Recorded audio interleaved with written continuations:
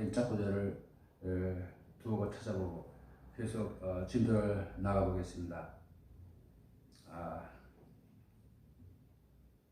지난 시간에 한 짝구절 머리털에 대한 짝구절을 한번 찾아보겠습니다. 에스겔 5장 1절입니다. 에스겔 5장 1절. 너 사람의 아들아, 너는 이레한 칼을 취하고 이발사의 삭도를 취하여 내 머리털과 수염을 밀고 저울을 취하여 무게를 달고 그 머리털을 나누어 두었다가 그 도시를 에워싸는 날들이 차거든 3분의 1은 도시 한가운데서 불사르고 3분의 1은 가져다가 칼로 치고 3분의 1은 바람이 흩으라. 내가 그것들을 따라가며 칼을 빼리라.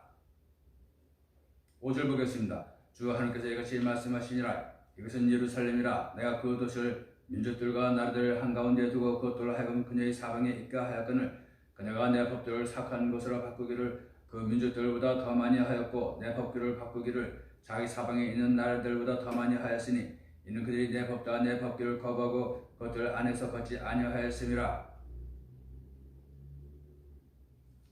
11절 보겠습니다. 그러므로 주 하나님이 말하노라. 내가 살아있음을 두고 맹세하노니 네가 내 모든 역겨운 것과 내 모든 가장한 것으로 내 성소를 더럽혔은즉 나도 너를 미약하게 하고 내 눈이 너를 아끼지 아니할 것이며 어떠한 긍휼도 베풀지 아니하리라.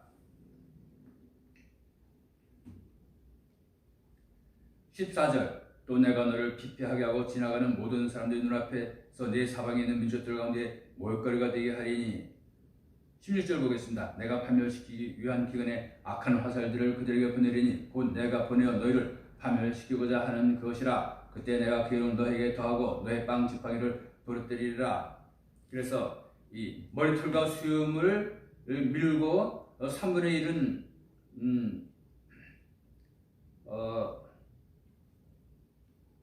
도시 한가운데서 불사르고 3분의 1은 가져다가 칼로 치고 3분의 1은 바람이 흩더라. 이것은 이제 그 이스라엘 자손을 예표하죠. 이스라엘 자손을 지금 말하고 있는 것입니다. 머리털이라는 것은 그 신자를 말하는 것입니다. 또 예레미야 22장 22절을 보겠습니다. 예레미야 22장 22절. 그런즉 바람이 내 목자들을 다 먹어버리고 내 사랑하는 자들은 포로가 되리니 바벨론의 포로가 된다 이 말입니다. 이스라엘이 종말의 기독교회가 바벨론의 포로다, 카톨릭의 포로가 된다 이 말입니다. 그때 내가 내 모든 사악함으로 인하여 반드시 부끄러움을 당하고 당황하리라. 바람이 목자들을 다 먹어버린다. 예레미야 5장 13절에는 선자들은 바람이라 그러죠. 선자들은 바람인데 예레미야 51장 보면은 내가 멸망의 바람을 일으켜 그들 친다 그러죠. 예레미야 51장 1절을 보겠습니다. 주께서 이같이 말씀하시니라. 보라 내가 멸망시키는 바람을 일으켜 바벨론을 치고 나를 대적하려고 일어난 자들의 한가운데 거하는 자들을 칠 것이며 또 16절을 보면은 그분께서 목소리를 내신즉 하늘들에 많은 물이 생기고 그분께서 땅의 끝 부분에서 증기가 오르게 하시며 비와 함께 번개들을 만드시고 자신의 곳간들에서 바람을 내시는도다. 자신의 곳간은 이제 천국 창고죠. 교회를 말합니다. 교회에서 이 바람이 나오는 것입니다. 환란의 바람이 나오는 것입니다. 이 바람은 선지자들을 말하는데 이 선지자들이 멸망의 바람, 멸망케 하는 바람을 타다가 그 바람에 휩쓸려서 다 같이 멸망을 당한다 이거죠. 이 멸망케 하는 바람은 카톨릭인데 카톨릭이 붉은 사상, 북쪽을 향한 사상을 따르다가 오히려 북쪽 짐승한테 잡아먹히는 그런 사적을 여기서 지금 보여주고 있습니다. 25절 보겠습니다. 주께서 말씀하시니라. 온 땅을 멸하는 멸망의 산악, Destroying Mountain. Destroying Mountain은 이제 그 멸망산, 카톨릭을 온 땅을 멸망시키는 그 멸망산으로 그렇게 나왔습니다. 그래서 이 하나님의 곳간 교회에서 멸망의 바람이 나오고 선자들은 바람이라 그러죠. 목사들은 바람이라. 근데 그 바람이 목사들이 가톨릭과 연합해서 그 비질을 따라가다가 오히려 비질에게 무술론에게 잡아먹히는 그러한 형국을 지금 여기서 보여주고 있습니다. 계속해서 계시록 9장 14절을 보겠습니다. 13절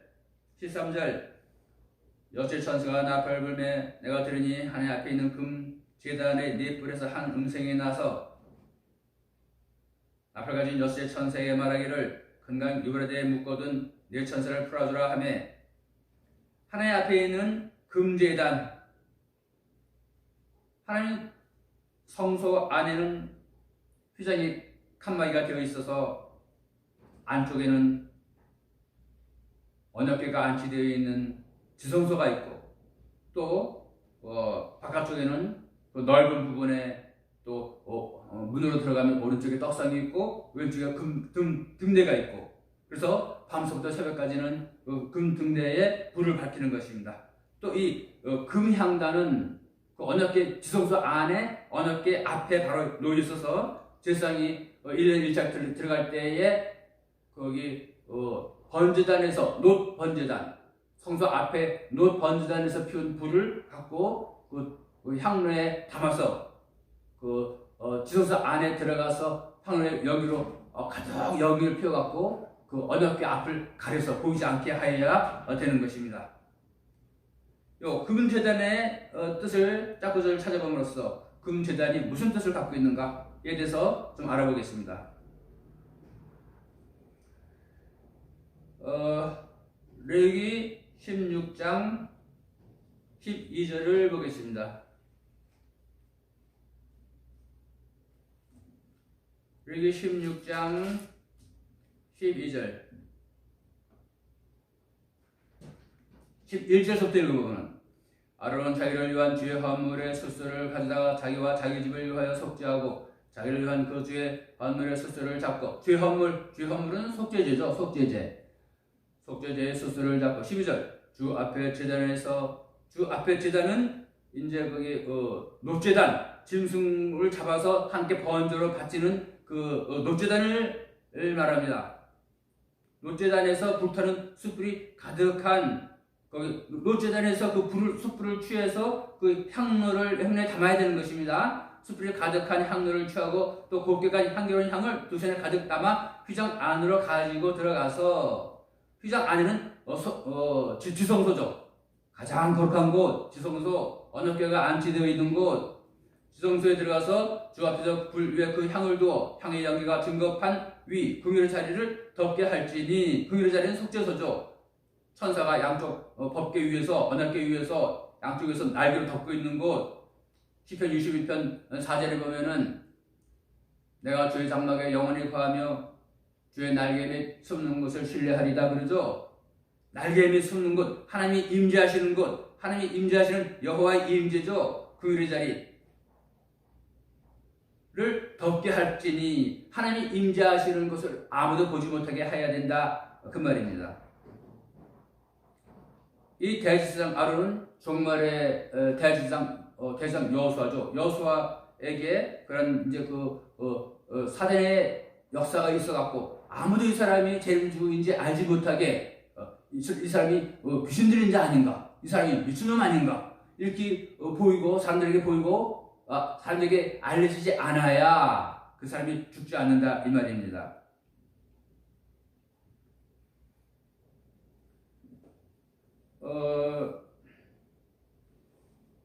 레위기 17장 6절을 보겠습니다. 레위기 17장 6절 5절부터 읽어보면은 그런즉 이스라엘 자손은 빈 들판에서 드리는 자기들의 희생물을 빈 들판은 선지서의 광야로 나오죠. 광야 빈 들판에서 드리는 자기들의 희생물을 회중의 성막 문으로 주께로 끌어다가 회중의 성막문은 예루살렘 성전문을 말하는 것입니다. 성막과 예루살렘은 같은 것입니다. 이 성막은 예루살렘 성전이 건축되기 이전에 광야를 행진하던 이동식 예루살렘이죠. 성막문으로 주께로 끌어다가 성막문으로 끌어다가가 아니고 성막문으로 주께로 끌어다가 성막문에 하나님이 임재해 계십니다. 주께로 끌다가 제사장에게 주어 주께 화평 화물로 드려야 할 것이요 제사장은 그 피를 회중의 성막문에서 주의 제단에 뿌리고 성막문에 서서 성막문에서 주의 제단에 뿌린다. 그 구원의 말씀을 언약의 말씀을 성막문의 그 저주의 언약, 다시 말해서 천국의 언약, 천국에 들어가는 그 할례법을 주의 제단에 뿌린다. 그 주의 제단에서 제단은 함께 향기로 제사 드리는 그 제단인데 함께 제사 드릴 때에 저 성막문의 언약을 선포해서 사람들에게 할례를 시켜야 된다 이 말이죠. 그 기름을 불살라. 기름은 이것은 이제 그 모든 성경은 종말을 설명하고 있다. 이사 46장 10절이죠. 그래서 이 기름은 종말의 완전 성령, 일곱 영의 완전 성령을 말하는 것입니다. 그래서 성막문에서 주의 제단에 뿌리고 저주의 문을 언약을 선포함으로써 할례를 시킬 때에 그들에게 일곱 명의 완전 성령이 임한다 이제 그 말입니다. 기름을 불살라 주께 향기로운 냄새가 되게 할지니라. 레위기 10장 1절을 보겠습니다.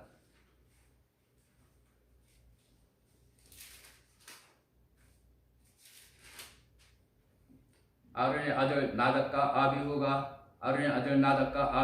각각 향로를 가져다가 그 안에 불을 담고 그 위에 향을 뒀대 주께서 명령하지 아니한 다른 이상한 불을 그분 앞에 드렸더니 아무런 불이면 어떠냐? 향로에 불을 붙여서 향기로 언약궤를 앞을 가리고 그러면 되지. 아무런 불이면 어떠냐? 하고 하나님이 명령하지 아니한 반드시 그 번제단에서 함께 불켜 바쳐진 그 숯불을 취해서 향로에 숯불을 담고 그 위에 향을 피워서 지성소 안에 들어가 번제단 앞을 가려야 되는 것입니다. 향연으로 가볍게 불을 피워서 번제단 앞을 가려야 되는 것입니다. 그런데 그들은 번제단에서 불을 취하지 않냐고 아무런 다른 불도 여상히 여겨서 이상한 불을 들었더니 어떻게 됐습니까? 2절 불이 주 앞에서 나와 그들을 삼킴에 그들이 주 앞에서 죽으니라. 번제단에서 피운 불을 들어야 하나님께 향연이 올라가고 함께 흠양하시고 은혜 내려주시고 구원의 법이 성취가 되는 것인데 그 사람들은 다른 불을 들이다가 범죄에서 제사 범죄에서 불이 나와서 하나님 앞에 나와서 불살라 죽임을 당했습니다. 불사름을 당했습니다.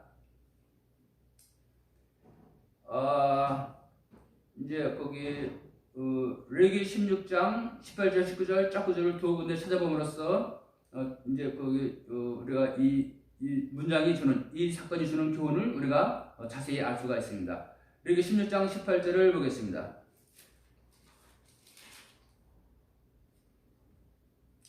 그는 주 앞에 제단으로 나와서 그것을 위하여 속죄할지니 제단을 위해서 속죄해야 된답니다. 곧 그 수소의 피와 수소는 예수님의 피를 말하죠. 예수님의 보혈의 공로를 말합니다. 수소의 피와 염소의 피를 취하여 염소는 또 여기 레위기 16장에 보면은 두 염소를 취해서 7절이죠. 레위기 16장 7절 두 마리 염소를 취하여 회중의 성막문에서 주 앞에 두고 두 마리 염소를 두고 제비를 뽑되 한 제비는 주를 위하여 한 제비는 속죄 염소를 위하여 할 것이며 그리고 이제 한 제비 주를 위해서 뽑힌 염소는 주께 희생제사 드리고 다른 속죄 염소를 위해서 뽑힌 염소는 산채로 두었다가 모든 사람들 이스라엘 죄를 위하여 염소 위에 안수하고 속죄 염소를 위해서 광야로 보내는 것입니다. 광야 예루살렘이죠. 두 번째 염소는 하나님께 바쳐질 자격이 없는 예수님의 신부 인간이죠. 인간.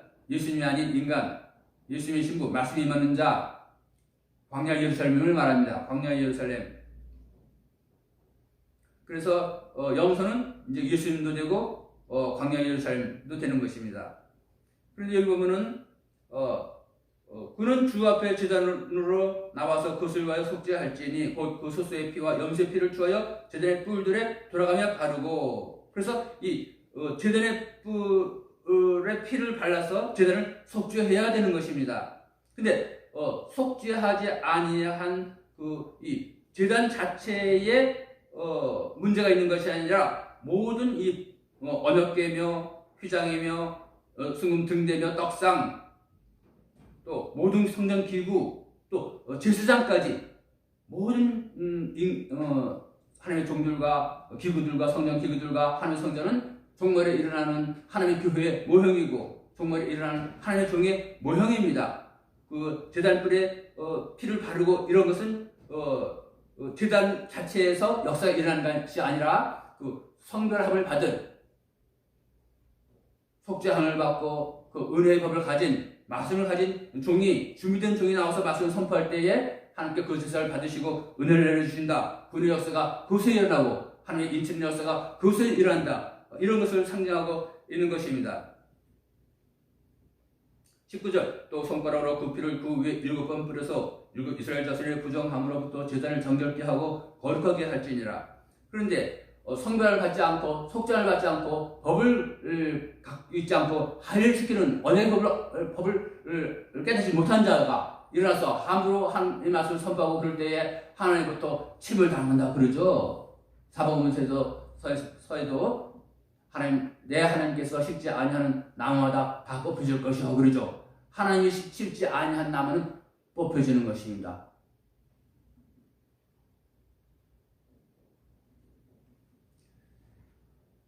레위기 10장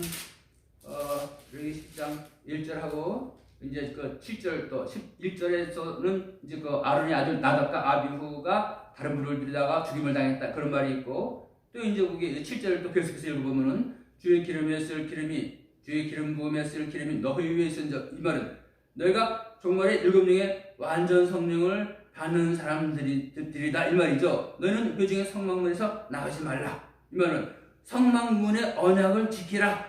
성막문을 지나가라 그러죠. 그럴 때 이제 이스라엘을 되는 큰 길을 얘기한다 그러죠. 그래서 너는 회중의 성막문에서 나가지 말라. 성막문의 언약을 지키지 않아서 죽임을 당한 것입니다.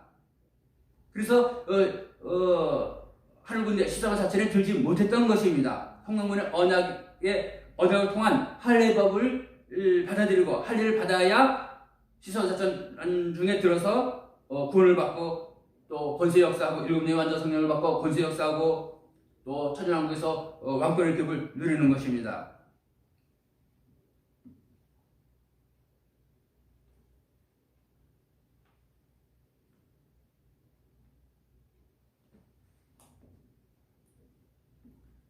이사야 64장 1절을 보겠습니다.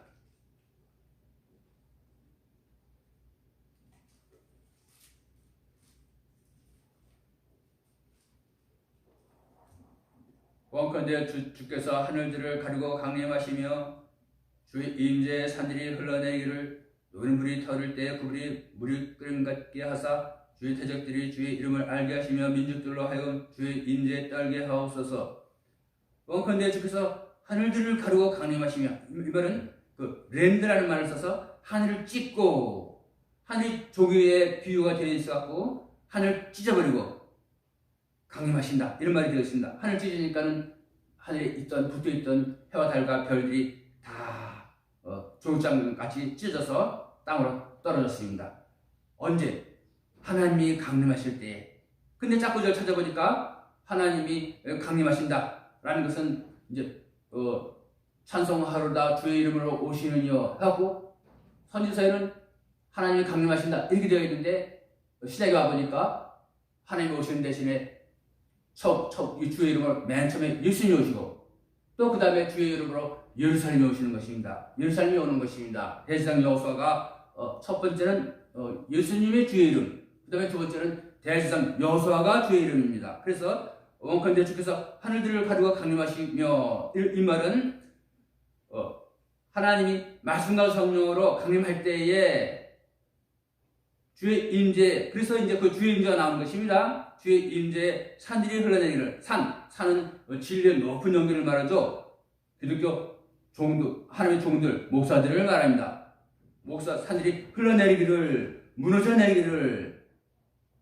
하나님의 임재 앞에 모든 기독교가 무너져 내린다 이제 이 말이죠. 녹이는 물이 타오를 때 그 물이 물을 끓는 것 같게 하사. 이 구절은 지난 시간에 한번 설명한 것입니다. 세상에서는 주전자에 물을 끓일 때 물이 펄펄 끓다가 이제 불을 끄면 점점 식어서 따뜻한 물에 차를 데워서 마시기도 하고 별일 아무 일 없습니다. 성경에 나타난 물이 끓는다. 물의 형체가 없어진다 이런 뜻입니다. 말씀을 선포하지 못한다. 물로서의 그 자격이 없어진다. 품질이 없어진다. 이런 뜻입니다. 주의 대적들이 주의 이름을 알게 하시며 민족들로 하여금 주의 임재에 떨게 하옵소서. 하나님의 임재, 하나님의 말씀과 성령으로 야곱족에게 임했습니다. 대제사장 여호수아에게 임했습니다.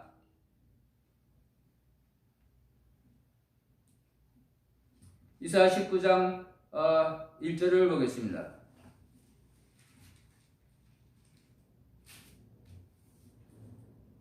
이집트에 대한 엄정한 경고라. 이 이집트는 예레미야 46장 10절에 보면은 천여 이집트죠.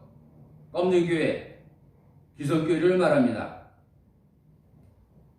감리교, 장로교, 성결교, 침례교, 구세군, 성공회 이런 기성교회를 말합니다. 이집트에 대한 엄정한 경고라. 보라, 주께서 빠른 구름을 타시고 이집트에 임하시리니.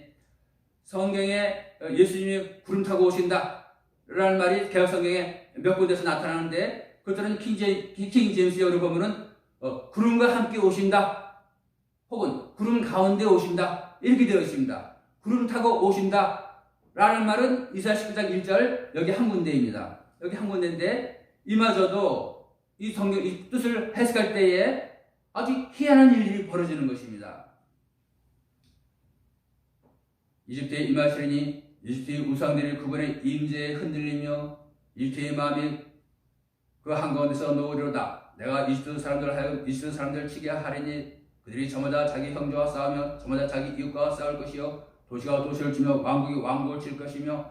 아니, 예수님이 심판하려고 이 세상에 왔는데 이집트 사람들은, 기독교인들은 그 예수님 앞에서 서로 싸우고, 이웃이 서로 싸우고, 나라가 나라를 서로 싸우고, 이웃과 이웃이 서로 막 싸우고 전쟁을 벌인다고 그렇게 되어 있습니다.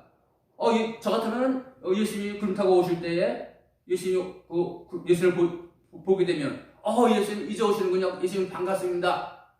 제가 지은 죄가 있으면 다 용서해 주시고 저를 구원해 주옵소서. 저를 천년왕국에 데려가 주시든지 천국에 데려가 주시든지 아무튼 저를 붙들어 주시고 저를 구원해 주시옵소서 하고 예수님 바로 보면서 막 하늘이 기도하고 탄원하고 갈구하고 또 그런 기도를 올릴 것입니다. 근데 이 사람들은 예수님 임재 앞에서 막 서로 싸우고 형제와 싸우고, 이 형제라는 것은 기독교 형제를 말하는 것입니다. 교우를 말하는 것입니다. 교회와 더불어 같이 싸운다 이 말이죠. 왕국이 왕국을 칠 것이며 교단이 교단을 치고, 기성교회가 가톨릭을 치고, 가톨릭이 기성교회를 치고, 또 정교회가 가톨릭을 치고, 가톨릭이 정교회를 치고, 서로 종교 간에 이 종교 전쟁을 중요해서 말하고 있는 것입니다. 4절 보겠습니다. 3절부터 읽어보면은 이집트의 영이 이집트 한가운데서 쇄전할 것이요 내가 이집트의 계략을 멸할 것인즉 그들이 우상들과 마법사들과 부르는 영을 지는 자들과 마술사들에게 계략을 구하리라. 예수님이 구름 타고 오셨는데 무슨 민원이 있으면은 예수님 이 문제 어떻게 해야 됩니까? 예수님한테 모략을 구하고 이제 상담을 해야지. 지혜를 구해야지. 이 사람들은 그 마법사들을 하고 부르는 영을 지는 자들, 마술사들, 이런 우상들에게 계략을 구한답니다. 왜냐하면 이 예수님이 구름 타고 오신다. 이것이 문자적으로 구름 타고 오는 게 아니라 비유로 말씀과 성령으로 오시기 때문에 예수를 보지 못해서 일어나는 일입니다. 그래서 여기서 나는 예수님이 구름 타고 오신다 이 말조차 그 뜻을 우리가 알고 보면은 이것이 단지 비유고 실제로는 예수님이 말씀과 성령으로 임하는 것을 우리가 알 수 있는 것입니다.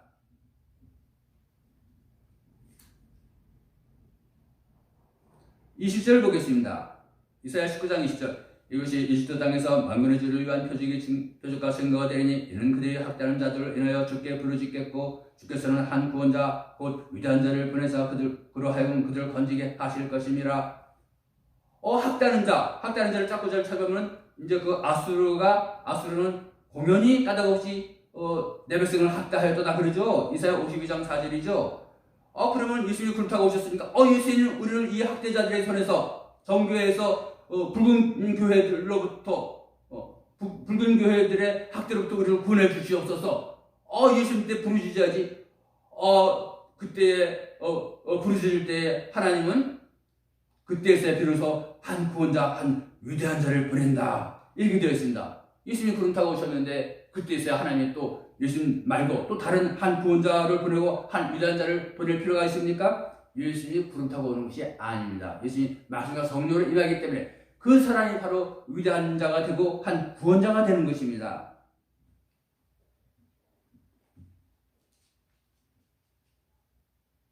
그래서 이제 이게 금제단을 설명하면서 이 이제 그 구름 타고 오시는 예수님, 또 말씀과 성령으로 임한 예수님, 이것을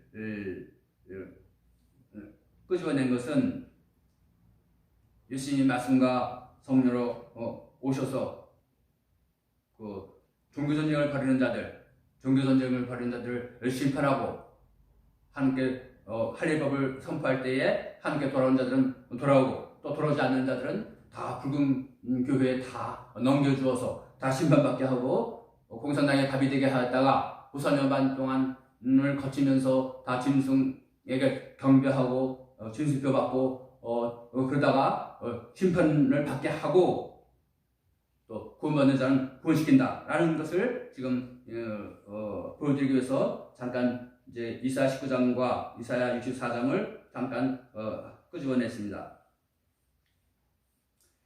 이사야 29장 1절을 보겠습니다. 이사야 29장 1절을 보겠습니다. 화살진저 아리에려 다시 거하던 도시여, 너희는 해수의 횟수를 더할지니라. 해수의 횟수를 더라. 그들이 희생물을 잡을지라도 내가 아리엘을 괴롭히리니 그 힘과 슬픔이 있을 것이며 그것이 내게 아리엘과 같이 되리라. 다시 거하던 도시, 이 말은 이제 이 아리엘은 그 야곱종을 말합니다. 다윗을 말합니다. 이 다윗이 거하던 도시, 이 말은 다윗이다. 이 다윗이다. 야곱종이다. 이 말을 말합니다. 야곱과 다윗과 스룹바벨, 대성 여호수아, 이런 사람들은 다 같은 사람이다. 영적으로 보면 다 똑같은 한 사람을 말합니다. 법을 쥐고 있는 자, 의로 통치하는 자, 천연왕국을 기업으로 상속하는 자, 영적으로 보면 다 같은 사람을 말합니다. 횟수에 횟수를 더하며 희생을 잡을지라도 올해가 작년 같고 또 내년도 올해가 같습니다. 매해가 똑같고 발전이 도대체 발전이 없습니다. 왜? 하나님이 아리를 괴롭히고 심한 근심의 슬픔에 사로잡히게 하겠다, 이 말입니다. 이 아리엘은 그 제단, 번제단을 아리엘이라고 합니다. 3절 보면은 내가 너를 치르고 사면으로 진을 치며 너를 치르고 산을 쌓으려 포위하며 너를 치르고 요새들을 쌓으리니. 그래서 이 다윗에게 하나님의 뜻이 있기 때문에, 야곱종에게 하나님의 뜻이 있기 때문에 이 제단같이 번제단같이 사면으로 둘러싸인 번제단같이 하나님이 사면으로 들어서 아리를 괴롭게 할 때에 사면으로 대적이 오고 어려움이 오고 핍박이 오고 환난이 오고, 그래서 사면으로 에워싸여서 대적들로부터 에워싸이고 문제들로부터 에워싸이고, 그래갖고 하나님께 앙천호소할 때 하나님만 의지하고 하나님께만 부르짖고 그러면서 살아갈 수밖에 없습니다. 그래야만 생존할 수 있습니다. 그래서 점점 그 세상에 타락되어 속화되었던 사람이 여러 가지 환난과 하나님으로부터의 괴롭힘으로 인해서 그날에 다리 저린 자와 쫓겨난 자와 내가 괴롭힌 자들 모아 쫓겨난 자로 강한 민족이 되게 하고 내가 환난받게 한 자로 큰 나라를 이루게 한다 그러죠. 미가 4장 6절에 나오죠. 그래서 어찌할 수 없는 상태에서 하나님만 의지하고 함께 부르짖을 때 중심에 성전을 건축하고 제단을 지어서 하나님께 제사를 드리는 제단을 이루어서 하나님의 종으로 거듭나고 인류를 구원하는 구원의 사역을 감당한다, 바로 이 말입니다. 그래서 그 번제단은 이 아리엘, 다윗, 야곱종을 말하는 대제사장 여호수아, 하나님이 사탄을 붙여서 시험전장을 주고 훈련시키죠. 그래서 이 다윗과 같이 통치권을 가진 자, 교회의 어른을 아리엘에 빗대어서 아리엘이 되게 하겠다. 다윗으로 하여금 아렐이 되게 하겠다. 야곱종으로 하여금 아렐이 되게 하겠다. 그래서 슬픈 이변에서 찬양이 되고 복이 되고 그렇게 하겠다 그 말입니다. 이제 그것이 이사야 61장에 나오죠. 이사야 61장에 보면은 3절 시온에서 애곡하는 자들에게 시온의 애곡에 동참해서 같이 애곡합니다.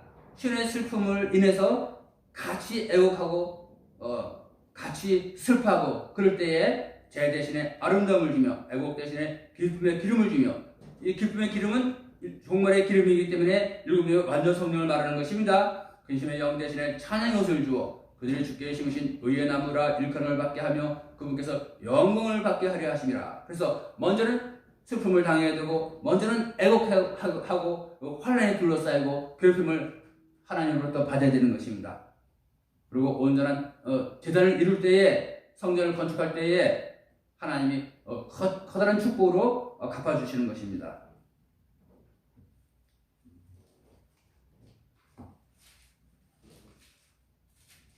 계속해서 9장을 계속 진도를 나가보겠습니다.